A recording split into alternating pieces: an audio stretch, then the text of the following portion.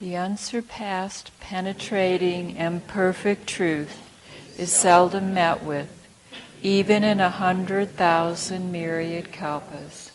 Now we can see and hear it. We can remember and accept it. I vow to make the Buddha's truth one with myself. Homage to the Buddha, homage to the Dharma, homage to the Sangha. All conditioned things are impermanent. When we see this with insight, we will tire of this life of suffering. This is the way to purification. So I'm going to be talking about the fourth noble truth today. And what the Buddha says is, what is the noble truth of the way leading to the cessation of suffering?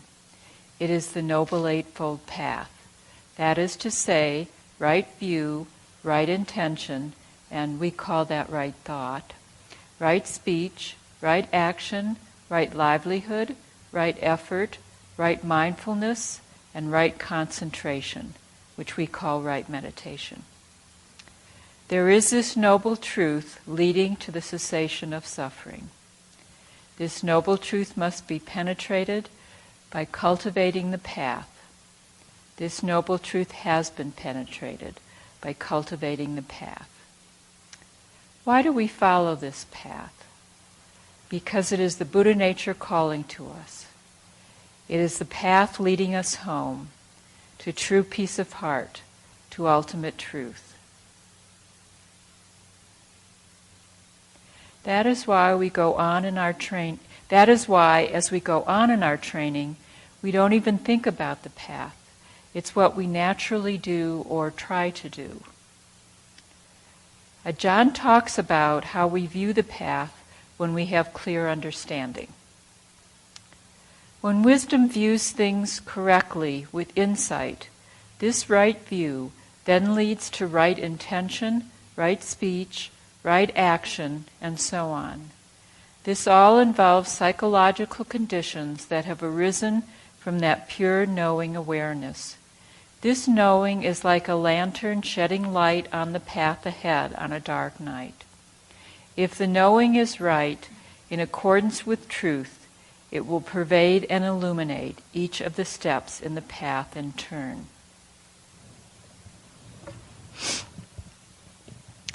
Now I'd like to quote something from Wings to Awakening by Thanissaro Bhikkhu, the words of the Buddha about the path, and I like this.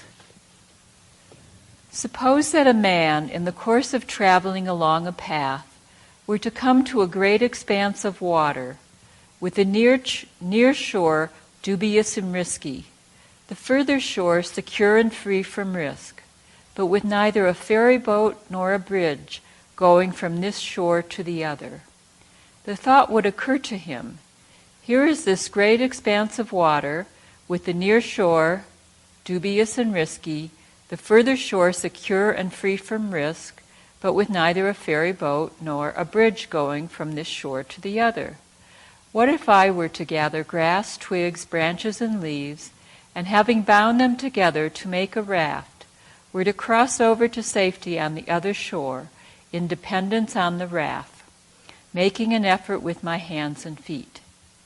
Then the man, having gathered grass, twigs, branches, and leaves, having bound them together to make a raft, would cross over to safety on the other shore, in dependence on the raft, making an effort with his hands and feet. Having crossed over to the further shore, he might think, how useful this raft has been for me. For it was in dependence on this raft that, making an effort with my hands and feet, I have crossed over to the safety on the further shore. Why don't I, having hoisted it on my head or carrying it on my back, go wherever I like? What do you think, monks? Would the man in doing that be doing what should be done with the raft? No, Lord. And what should the man do in order to be doing what should be done with the raft? There is the case where the man, having crossed over, would think, how useful this raft has been to me, for it was in dependence on this raft that, making an effort with my hands and feet, I have crossed over to safety on the further shore. Why don't I, having dragged it on dry land or sinking it in the water, go wherever I like? In doing this, he would be doing what should be done with the raft. Even so, monks, I have taught you the Dharma like a raft, for the purpose of crossing over, not for the purpose of holding on to. Knowing the Dharma to be like a raft, you should let go even of skillful qualities, to say nothing of those that are not. And then he explains, the great expanse of water stands for the fourfold flood: the flood of sensuality, the flood of becoming, the flood of views, and the flood of ignorance. The near shore, dubious and risky, stands for self-identity. The further shore, secure and free from risk, stands for unbinding. The raft stands for just this noble eightfold path: right view on down to right concentration. Making an effort with hands and feet stands for the arousing of persistence.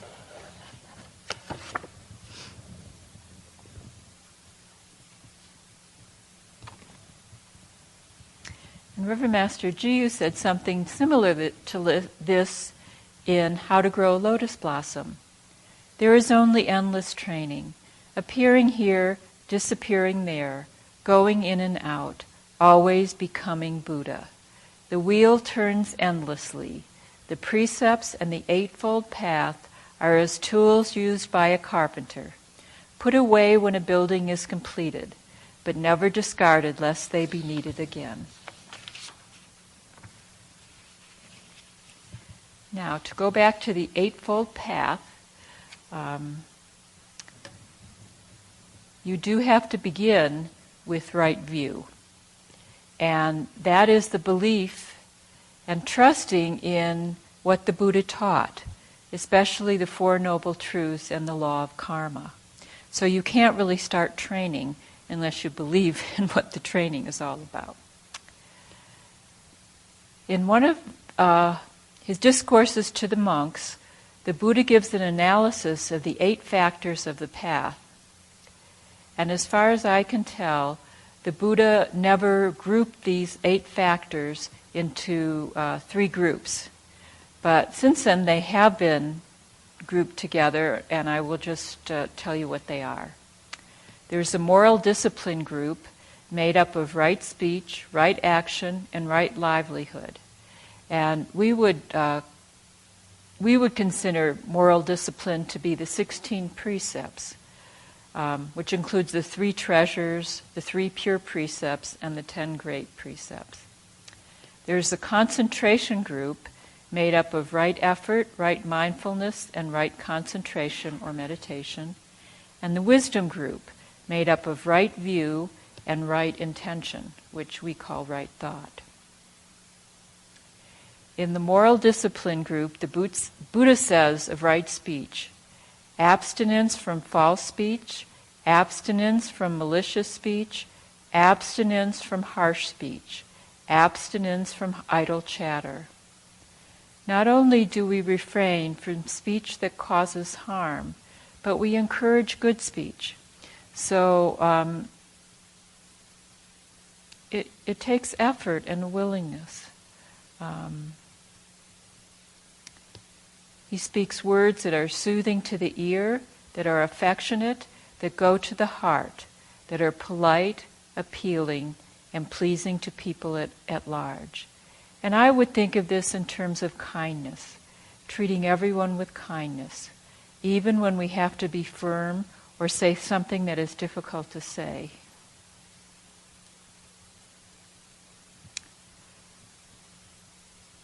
I was once seeing someone for spiritual counseling, and this person told me that he had, in his work, he had to hire and fire people. I think he was the boss. In those days they called it firing, and now they call it laying someone off.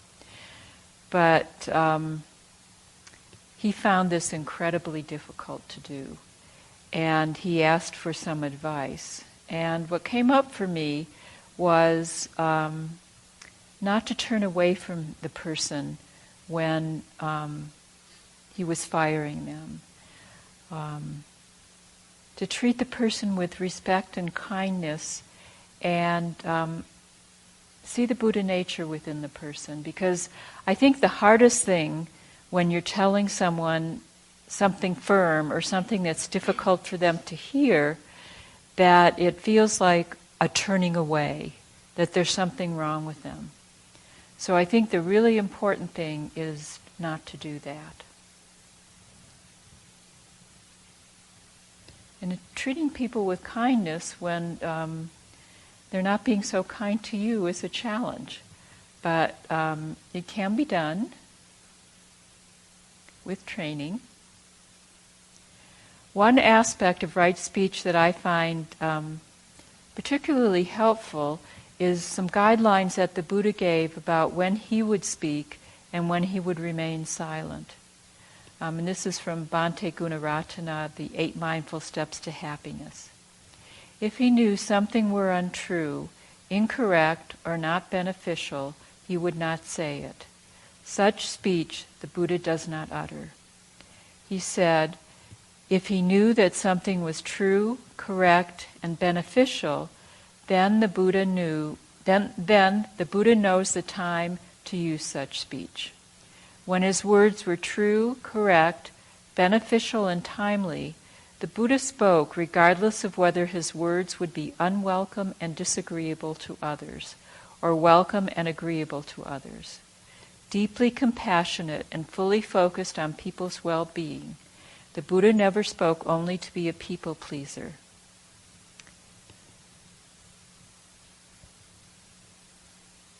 And when we're considering saying something, we might think about this. Is this really beneficial? Is this or is it just because I'm annoyed, or for this or that reason? But to give it some thought, we need to be mindful and careful about what we say, and yet when we're training, we can just say things spontaneously. So we don't want to be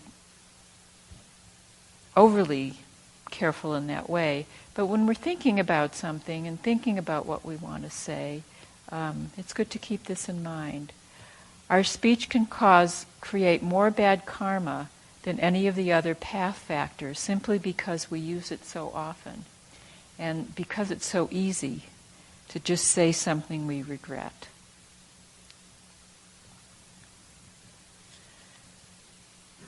So the Buddha said this about right action. Abstinence from the destruction of life, abstinence from taking what is not given, abstinence from sexual misconduct, and about right livelihood. Here a noble disciple, having abandoned a wrong livelihood, earns his living by a right livelihood. So these 3 are pretty straightforward. And they encompass a number of our precepts.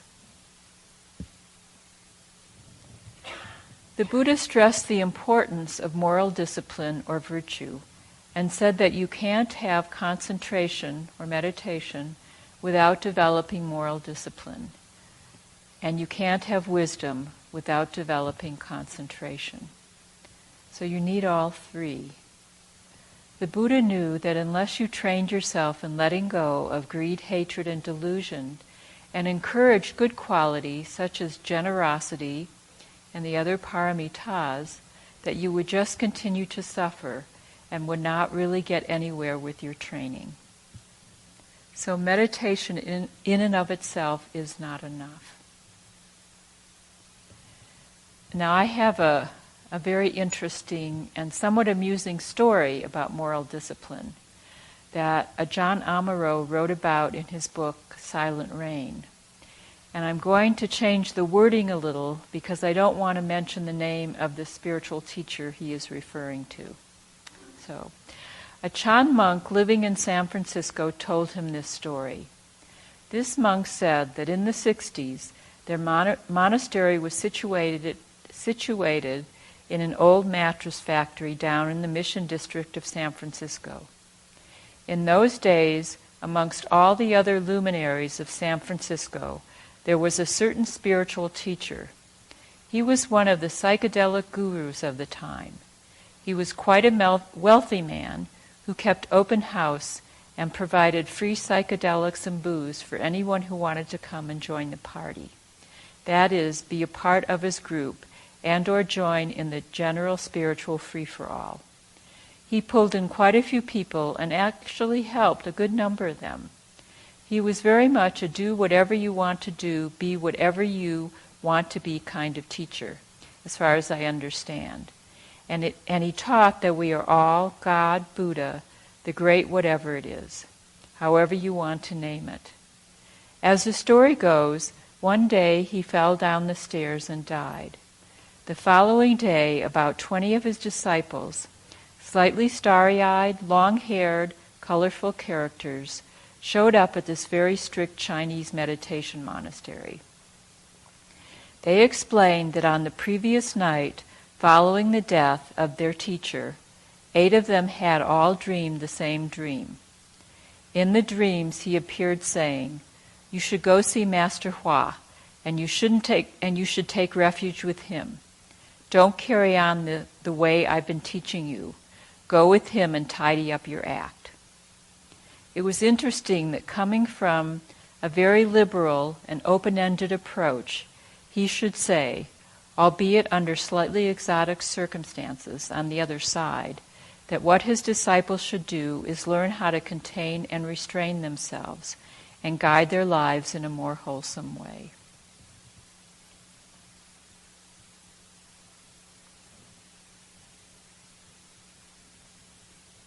Now, what are the benefits of keeping the precepts, living a virtuous life?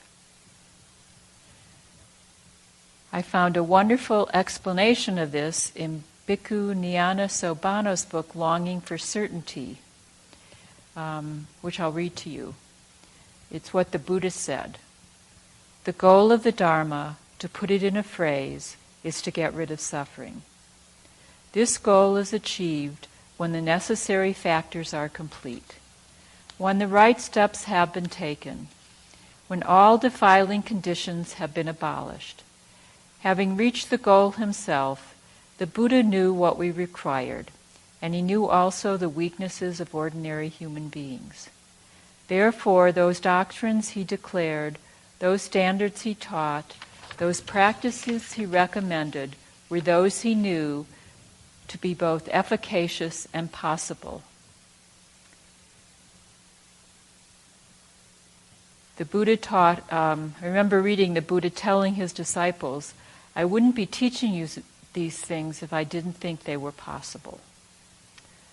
The Buddha taught the Dharma in differing degrees of sophistication and intensity to the lay people and to the Sangha of monks and nuns, but the fundamentals were the same and remain practicable today according to everyone's worldly situation. Once Venerable Ananda asked the Buddha about the benefit and the advantage of good moral habits. That such habits were worthy and healthy he could have no doubt, but perhaps he was wondering to what particular good end might they lead. The Buddha answers that the benefit and the advantage of good moral habits are non-remorse. Asked then by Venerable Ananda, what is the benefit of non-remorse? The Buddha says gladness. Asked what is the benefit of gladness? He says rapture. Asked about rapture, he says its benefit is tranquility. Questioned further, he says the benefit of tranquility is happiness. The benefit of happiness is concentration or meditation. The benefit of concentration is realistic knowledge and vision. The benefit of realistic knowledge and vision is revulsion and dispassion. Finally, he declares that the benefit of revulsion and dispassion is the knowledge and vision of deliverance. Clearly, the Buddha is describing here not just the blessings of miscellaneous virtues, but a definite progression of wholesome states which leads on to full emancipation.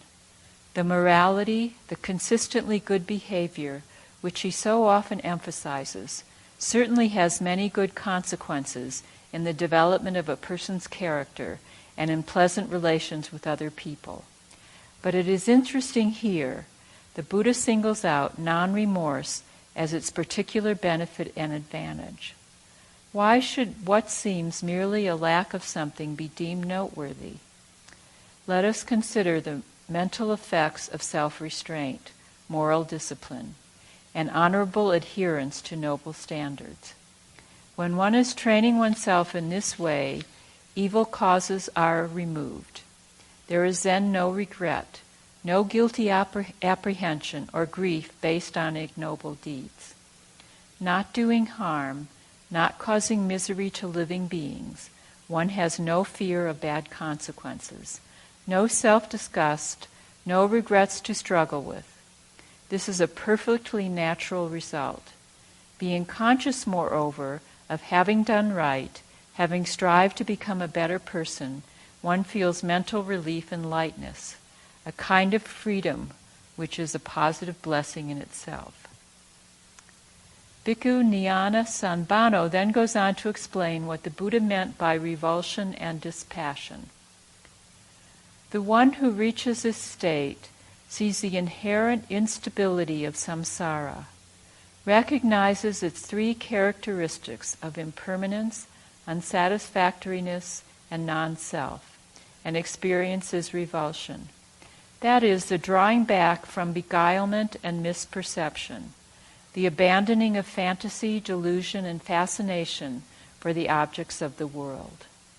Knowing all these unsubstantial things for what they are, one naturally becomes dispassionate, free from the compulsion to pursue, no longer driven to grasp, to cling.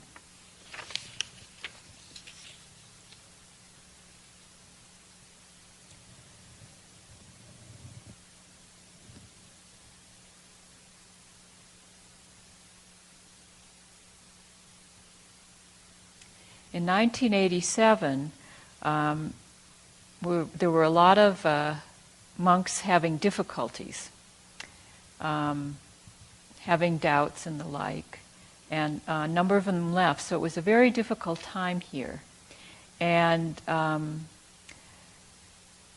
during the Keeping of the 10 Precepts retreat that year, during the Kechimiyaku ceremony, she said the following. I'm not going to read all of it, but I'm going to read what is similar to what the Buddha said.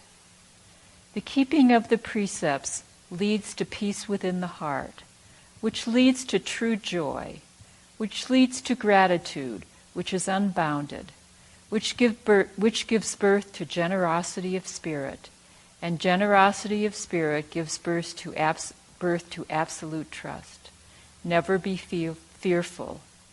Feel the water of the Spirit pour through you, to everyone around you, and back to the Buddha and round and through and on. Never let yourself become clogged with self, ideas and doubts, delusions. And above all, no matter what you witness or experience, always keep generosity of spirit before your eyes and in your heart. So this is what she learned from that time of difficulty, to keep generosity of spirit in her heart, to not shut down with anger or with hurt.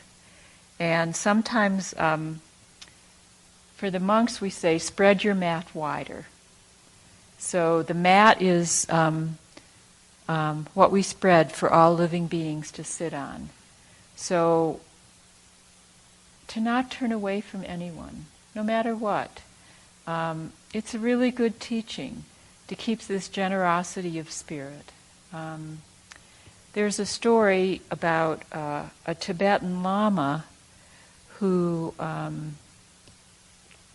was captured by the Chinese in Tibet, and he was tortured for many years. And he finally escaped, I think, of 20 years of being tortured.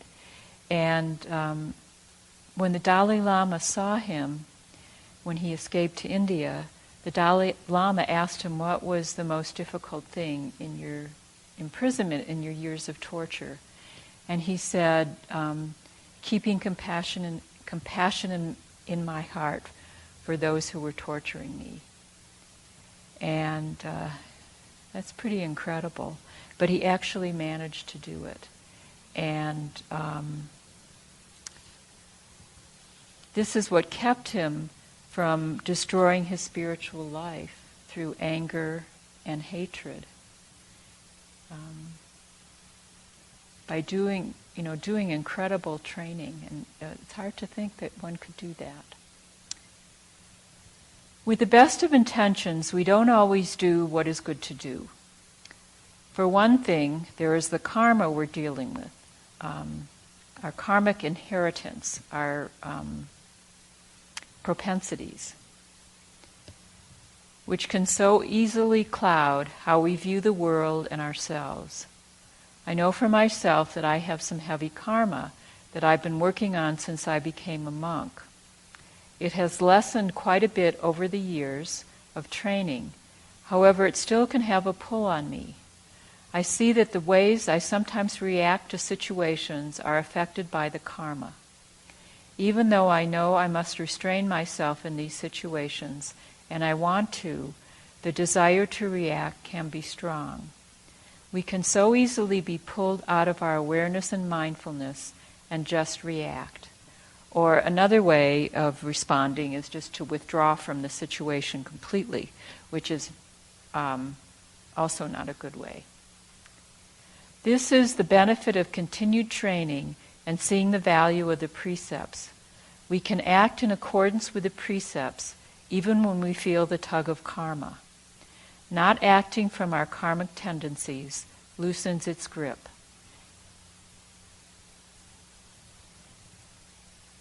And Achalanatha, over there in the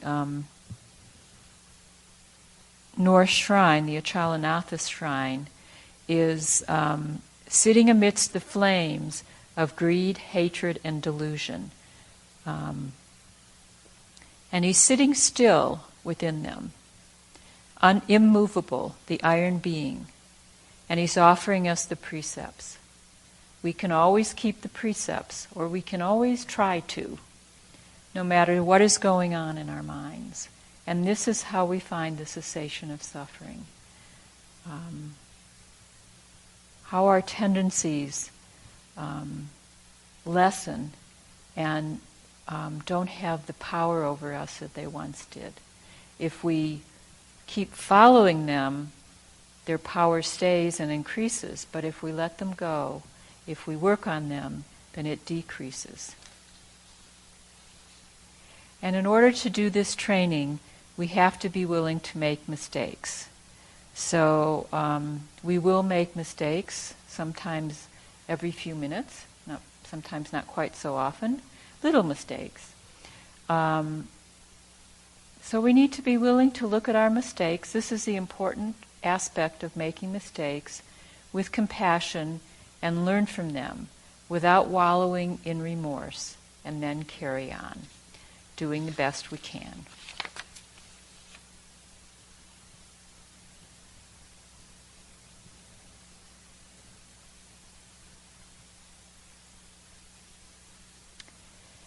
Regarding the karma that I speak of, that can have such a pull on us, I'd like to encourage you all to not turn away from anything that arises. Even if it's something you really don't like about yourself, or don't want to see, or don't want to be there. Whether it's thoughts of cruelty, feelings of cruelty or meanness, inadequacy, neediness, fear, loneliness, whatever. Whatever it is, it needs our compassion. It's not who we are. It's not our true nature. And if we can keep this in mind, we can open our hearts to whatever is there. It's not something we try to make arise, but if something arises that is unpleasant, to just let it be there, knowing that it's not our true nature, it's not how life is, it's just the way it is at this moment, and it will pass.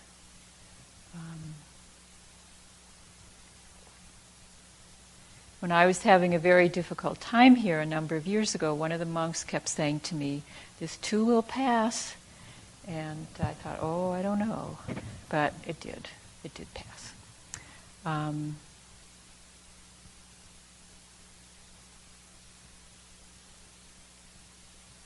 So keep that in mind during this week of meditation and when you leave here, to treat yourself with compassion, to treat all aspects of what is arising with compassion, knowing that they're not who you really are. Because when we can look at them, we are actually opening our hearts, and something really wonderful may happen as a result of that.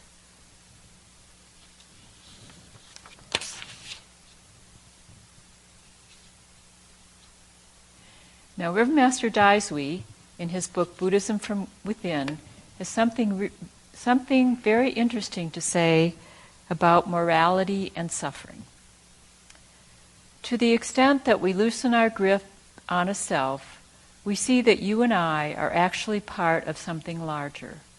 We're both part of the same wonderful flow of space-time being that everything is. This sense of oneness acts to deepen an individual's empathy for other people and for all creatures.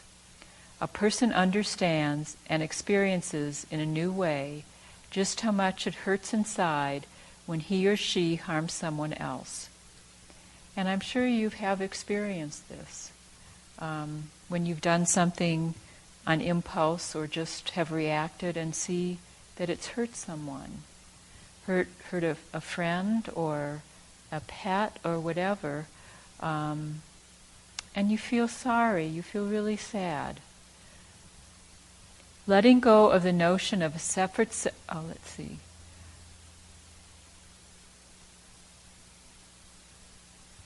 Letting go of the notion of a separate self did not create this interconnectedness. It was always there. But it does enable one to be more acutely aware of it. And by becoming aware of just how interconnected we really are, a whole new level of insight opens up as to the causes of our core unhappiness. In addition to being aware of the unhappiness that arises from holding on to desires, a person has a new appreciation of just how much unhappiness comes from hurting other beings. The two are connected, of course, because most of us don't really hurt others simply for the fun of it. We hurt them either because we think it is necessary in order to get something, or because we are acting under the influence of anger or delusion. This insight into just how powerfully we are all interconnected is the reason why the Eightfold Path speaks so much about refraining from harming others. There is yet another consequence of allowing the notion of a self to drop away: joy. It is a joy that is somehow related to a sense of having come home, of being where one has always belonged, of waking up from the bad dream of ultimate aloneness.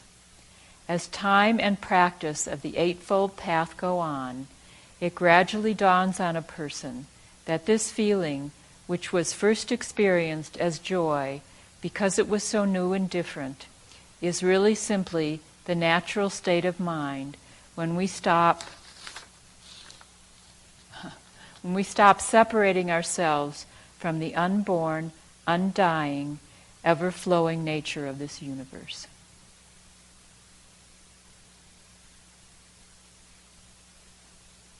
And I think that's a good place to stop with those thoughts. And I will be continuing with the Noble Eightfold Path tomorrow. Homage to all the Buddhas in all worlds. Homage to all the Bodhisattvas in all worlds. Homage to the scripture of great wisdom.